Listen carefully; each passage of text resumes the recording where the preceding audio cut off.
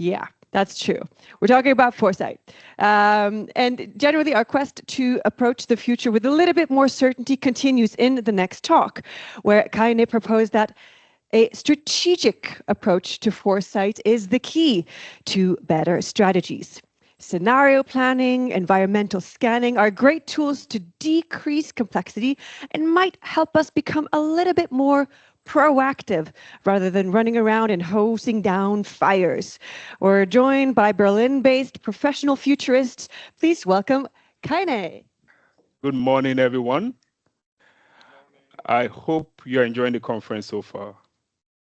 So what I observed and what I like about this conference is that it's one of those conferences out there that truly brings together different disciplines. So here in the room, we have architects, we have strategists, we have designers, we may even have some founders and some executives with us here in the room.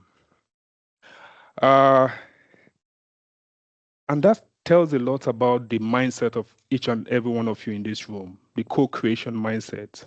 Yeah. And kudos to the founders of Intersection Group, Wolfgang and Milan, and your counterparts for actually what you're doing with the community. So I'm super excited to be here today because I get to share something I'm passionate about, which is foresight, and more importantly, how to integrate it into the enterprise. Yeah. But before I start, how was the summer break? Hope you all enjoyed the summer break. Okay, for me, I'm based in Berlin, and I took my son and my wife to the United Kingdom. I also have family there.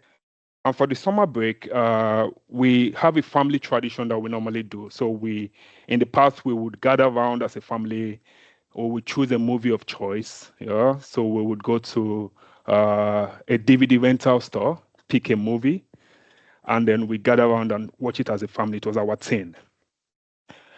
That was the technology at the time. But this summer, what we did was basically we went to Amazon Prime Video. Yeah, we just selected the movie we wanted, and just like that, we were able to stream it onto our television set. It got me thinking about a certain company called Blockbuster Video. So I'm going to share certain stories in this presentation. I would also give you some frameworks, and then we will talk about the takeaways. Yeah. So Blockbuster Video, what they didn't do was that they didn't adapt to change. Yeah, they didn't see media streaming coming along at the time. So the identity was focused on DVD rentals, on collecting the late fees from these rentals. They didn't adapt. Let's take another story. We all know this company, yeah? It was Research in Motion. It then rebranded to BlackBerry. At some point in the early 2000s, they had 20% of the global market share when it comes to smartphones. In the US alone, 1 in every 2 smartphone users was using a BlackBerry device at some point. So BlackBerry and their phones, they had this exclusivity. They had there was an app they called the BlackBerry Messenger, where only BlackBerry users could message themselves with instant messaging. They also had email. Yeah, so they targeted the business professional, and they failed to see signals. So they didn't look at what their competitors were doing. Apple. They didn't look at the developer ecosystem with the app stores, Google Play Store and the App Store. Yeah. So what did this mean for them? By 2016, a once dominant player in the smartphone industry had 0% market share. They had to pivot to security solutions. Let's take yet another example. Yeah. Kodak. So Kodak, they were the cameras and film giants of the past. Yeah. So they had this phrase called the Kodak moment. What it meant, so imagine you're on the Greek island with your kids and you see the sunset, yeah, and you see this as a charming moment. You pull out your Kodak camera and you snap it. That there was a Kodak moment.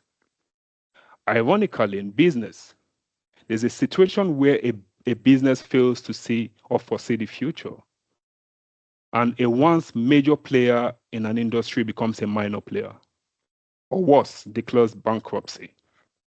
That also is called a Kodak moment. Yeah. What do these companies have in common? So Kodak, BlackBerry, Blockbuster. They were all leaders in their respective industries at the time, but they failed to see the future. In fact, I would look at the last presentation. He talked about the number of companies, and how many were left. I would twist it a bit and talk about the lifespan of companies. So at the time, in 1950s, it used to be 60 years. Can you guess how many years it is today? So it's 15 years.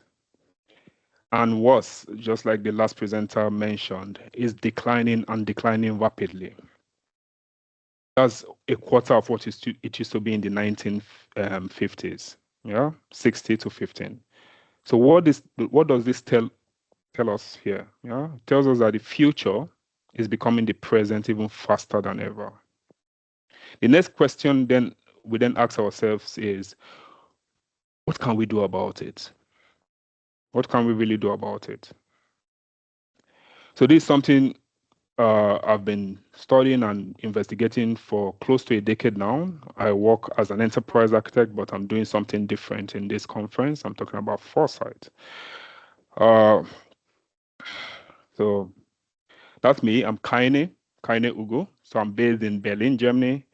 And lately I've been hanging out with a lot of Foresight practitioners, so I'm getting to understand the discipline a bit better. But I work as an enterprise architect, like I mentioned, and I've made it my mission to help people think about the future in a structured and systematic way. Yeah. And more importantly, taking this concept of foresight and integrating it into the way we design our enterprises.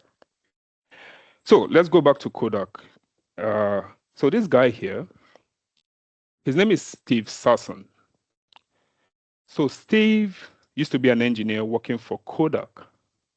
In fact, Steve is credited for being the person who invented the world's first self-contained digital camera. In fact, his company, Kodak, used to be one of the most innovative companies at the time. They patented this invention in 1977. However, they viewed it as just a technical experiment. The reason being, remember, they were the films and camera giants. That was their identity. They were the market leader at the time. So they made two mistakes. The first one is they ignored digital photography. And the second mistake has to do with the experience aspect. They assumed that you and I, we preferred physical prints for our photographs. That was an assumption. And this is how wrong they got that assumption. Because obviously smartphones and digital technologies took over film. And I can't remember the last time I took a photo and the first thing that came to my mind was I need to print this photo. Yeah? Everybody or most people prefer the convenience of cloud storage over physical prints. The result of this was that Kodak had to file for bankruptcy at some point. But not all companies got this wrong. Yeah? There were some companies that were actually mastering the art of anticipation. So Royal Dutch Shell in the mid-1960s, they had created a dedicated team to just focus on long-term planning, and more importantly, this concept of foresight and integrating it into the way they do business, specifically using a method called scenarios. The implication of this was by 1973, when the oil crisis had hit, Shell was better prepared than most of their competitors because they had anticipated this disruption. They had scenarios for the oil embargo, for supply chain shocks, and they were just better prepared.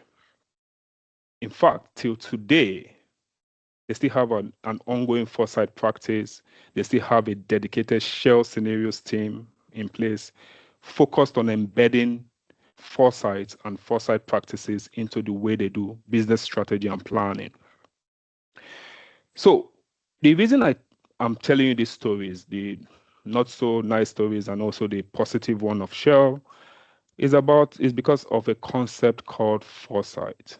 Now, I strongly believe that the survival of enterprises, especially in the age of AI and emerging technologies, depends on how well they incorporate this concept of foresight, understand and incorporate this concept of foresight into the way they do business. So what is foresight? So the Organization for Economic Cooperation and Development, they define it in a very simple way. It's the ability for us to constantly perceive, make sense of,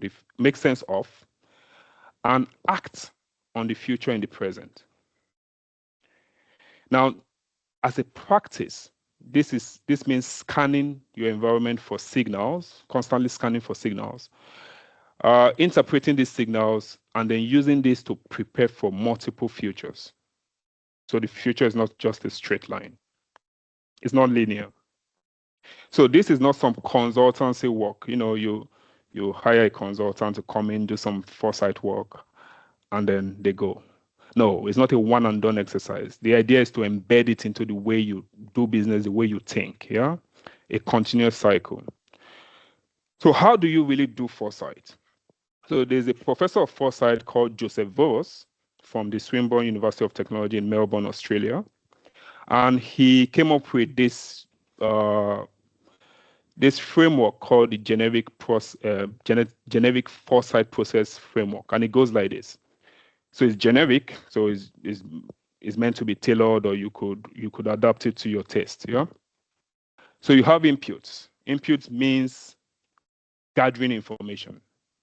You scan for signals, yeah? Strategic intelligence. This could also mean internet research. For those of us that have Gartner subscriptions and Forrester subscriptions, you could also gather information from here, or the different radars. Then you go into the foresight work. So foresight work is 3 parts. So it starts with analysis. Yeah, here the foresight practitioner asks questions like, what seems to be happening around us? So they use foresight methods like trends analysis, cross-impact analysis. Then they go into the interpretation. So interpretation here, we ask questions like, what's really happening? So they look beyond the surface. So of course, you use methods like systems thinking here. So that's the correlation between systems thinking and strategic foresight. Then they go into the prospection. So this is more forward looking. Yeah. So they ask questions like, what might happen? So methods like scenarios and scenarios planning, methods like envisioning are used here. Then they get the outputs. So outputs are the expanded perceptions of our strategic options. So questions like, what might we need to do with all this are raised here. It's only then that they liaise with the planning professionals to then formulate this strategy, which is how will we do things, what will we do, and also maybe what will we not do, because that's also strategy. But before I continue, let me tell you a brief story about my trip here to the conference from Berlin. So I flew on an Airbus, yeah, and there was a little bit of turbulence coming here. And it got me thinking, how do these aircraft manufacturers, how do they actually test their aircraft, yeah?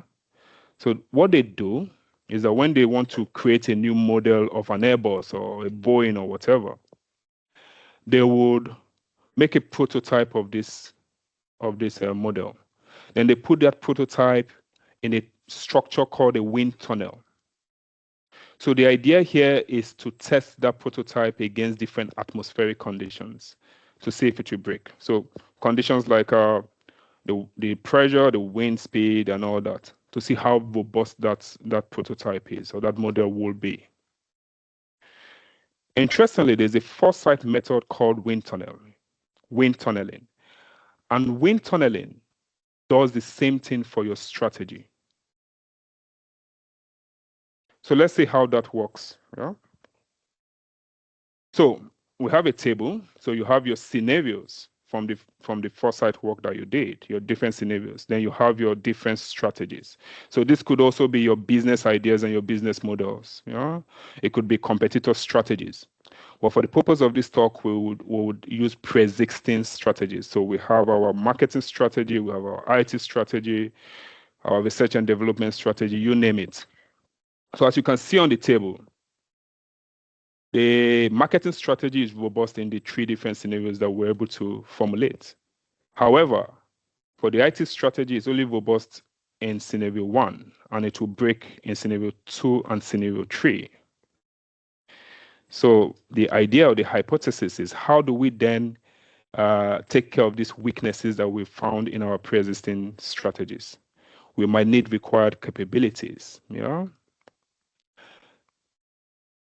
in order to ensure that this strategy can handle scenario 2 and 3. And that brings me to a nice tool set, which I'm still learning. And that's Edgy. So let me tell you a little bit about Edgy. So I did my master's in enterprise architecture at the Antwerp Management School. And at the time, I focused on the experience and the architecture. So, and during the literature review, I came across a particular paper from some researcher called Milan Gunter. And I was like, what's happening here? And of course, I referenced your work in my thesis. So that's my first encounter with Edgy. But today, I'm going to try and quickly model what I've been talking about, and I'm going to focus on the identity and on the architecture. Mind you, I come from an Archimate background, the BPMN and UML. So how do they say it? All models are wrong, but some are useful. So let's go. So imagine we're people, we collaborate within an organization, And in the age of AI and so much happenings and disruption, we need to become a foresight-driven enterprise. So we pursue a purpose. But we need to contextualize this purpose. We need to make it make sense. So we author a story. So we need to be able to anticipate all these changes, the future of AI, quantum computing, small language models, agentic AI, and we need to be able to act on it before it disrupts us. So what do? We then perform foresight work, which then creates scenarios and strategic options. And then we could have a capability set called strategic foresight, which includes sense making as a capability. It includes scenario planning, decision-making support, which then enables the purpose. And then we can say that our organization has strategic foresight. But all this doesn't matter if you don't have the right culture in place, because most companies don't actually do foresight. I think the stat was that only 1% of companies actually do practice foresight formally. So what is culture? It's the shared values, the norms, the stories, the behaviors we tell ourselves. And the term organizational learning is linked to culture. It's the processes and habits that make us question our assumptions. It makes us share the learnings we have with each other, and it makes us change how we work. And this makes me think about a best-selling book from Peter Senge, which is The Fifth Discipline. So I'll quickly run you through his framework. So personal mastery simply means each and every one of us in this room, we need to deepen our personal vision. I think it was Matthew that really talked about the self in his presentation yesterday. Yeah, that really resonated. So we need to strive to be better versions of ourselves. But it doesn't end there. We need to then be able to surface and challenge our mental models, like I'm doing here today. And it begs the question, assuming the employees of Kodak at the time were able to challenge the mental models of their managers, perhaps that would have been a different outcome for them.